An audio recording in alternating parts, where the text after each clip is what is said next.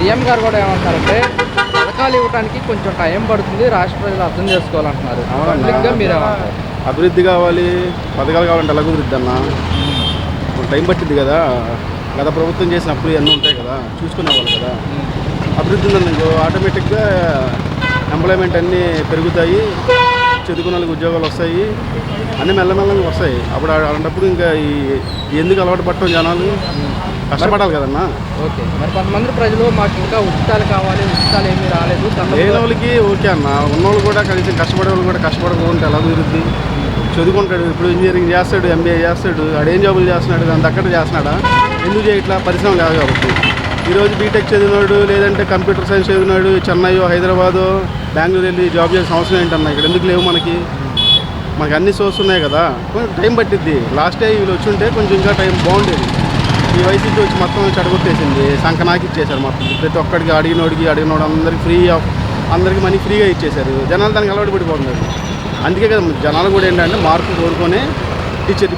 ఒకవేళ సపోజ్ ఇప్పుడు మీరు అన్నట్టుగా పథకాలు ఇవ్వట్లేదు, అభివృద్ధి చేయలేదనుకో నెక్స్ట్ వీళ్ళు రారు. అభివృద్ధి చేశారనుకో పథకాలు లేకపోయినా వస్తారు. అంతే. ఇప్పుడు లాస్ట్ గవర్నమెంట్ అలానే జరిగిందంటారా? లాస్ట్ గవర్నమెంట్ అసలు అభివృద్ధి ఎక్కడ జరిగిందన్న? అప్పుడు లాస్ట్ గవర్నమెంట్ కూడా ఈగోకి వెళ్లకుండా గత ప్రభుత్వం ఒక డెవలప్మెంట్ అనేది ఒక ప్రభుత్వం సాధ్యం కాదన్న, అందరికి చేతులు కలిస్తేనే. ఇప్పుడు ఆ ముందు ఏదైతే చంద్రబాబు గారు చేసిన అభివృద్ధిని వీళ్ళు కంటిన్యూ చేస్తుంటే కొంచెం బాగుపడేది. ఇక్కడ చెప్పి 3 రాజధాని అని చెప్పి సంకనాగిచ్చేసి అసలు అర్థం లేకుండా డబ్బులన్నీ ఖర్చు పెట్టేశారు.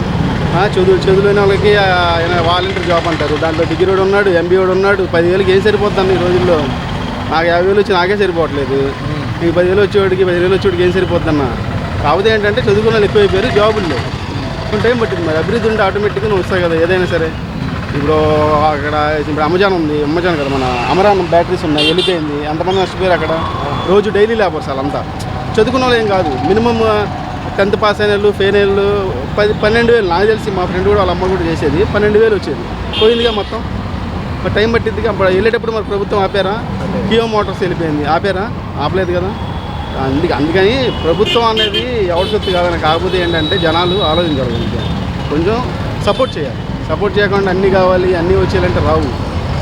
డబ్బులు ఉండాలి కదా. వాళ్ళు ఇప్పుడు పోలవరం ప్రాజెక్ట్ సంబంధించి బడ్జెట్ వదిలేరంటే దానికే ఖర్చు పెట్టాలి. అవి తీసేసి అన్నీ ఇచ్చేస్తాను, పాస్టర్లకు ఇచ్చేస్తాను, వీళ్ళకి ఇచ్చేస్తానంటే కుదరదు. దానికి బడ్జెట్ నువ్వు ఉన్నావన్న ఇంటి రెంట్ కట్టాలి, దానికి 10,000 పక్కన పెడతావు. వేరే సమస్య వచ్చింది, అది కట్టేసి ఇంటి రెంట్ కట్టకపోతే ఉన్నిస్తారా? దేని బడ్జెట్ దానికే కదా. అందుకనే దేని బడ్జెట్ దానికి వేసుకుంటే కరెక్ట్. ఇప్పుడు ప్రభుత్వం కూడా అదే చేస్తుంది. పథకాలు ఇవ్వడానికి ఏం కాదు, ఇవ్వచ్చు, కాకపోతే అప్పులు పాలైపోతాం. అందుకే దేని బడ్జెట్ దానికే కరెక్ట్గా వినియోగిస్తున్నారు. పవన్ కళ్యాణ్ గారు ఎరగదీస్తున్నారు. అసలు ఇంకా ముందు రోజుల్లో చాలా బాగుంది. అన్న పవన్ కళ్యాణ్ గారు ముఖ్యంగా గిరిజన ప్రాంతాల్లోకి వెళ్ళి రోడ్డు సమస్యలు, గ్రామాల్లో ప్రజలు అన్న నేనంటే మామూలుగా ఎప్పుడో ఒకసారి మీడియా ముందుకు వచ్చేవాడిని. మీరు తిరుగుతూ ఉంటారు. ఎవడన్నా గిరిజన ప్రాంతాల్లో వెళ్ళి ఎవడన్నా చూసి వచ్చాడన్నా? ఆ బురదలో లోపలికి వెళ్ళటానికి వాళ్ళకి వాటర్ సదుపాయం ఉండదు, ఏముండదు.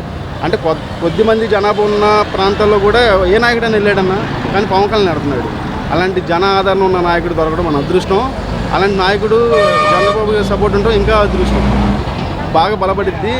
నెక్స్ట్ కూడా చెప్తున్నా అన్న, కొంతమంది ఉన్నారు చూసేవాళ్ళు, వాళ్ళకి చెప్తున్నా నెక్స్ట్ కూడా వైసీపీ రాదు. వీళ్ళిద్దరు కలిసి ఉంటే మాత్రం అది పక్క. అన్న మొన్న అడవి బాట అని చెప్పేసి ప్రోగ్రాం నిర్వహించారు. అందులో గిరిజన ప్రాంతాల్లో ఉన్న కొంతమందికి పాదరక్షలు లేవు, ఇచ్చారుగా. లేకపోతే 300 మందికి ఇచ్చారు. అవును, అది పెద్ద విషయం కాదు. కాకపోతే అలా కూడా ఆలోచించాలిగా నాయకులు. అరే అమ్మ చెప్పులు లేవు అంటే ఇప్పుడు ఈ రోడ్డు మీద తిరగడం వేరు, అక్కడంటే కొండ ప్రాంతాలు చిన్న రాళ్ళు గుచ్చుకుంటూ ఉంటాయి. అవి ఆలోచించి అది కూడా ఒక చిన్న అభివృద్ధే కదన్నా ఒక రకంగా.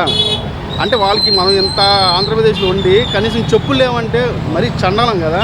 అలాంటిది పవన్ కళ్యాణ్ గారు ఆలోచించి ఆ జనాలందరికీ సమకూర్చారా కదన్నా.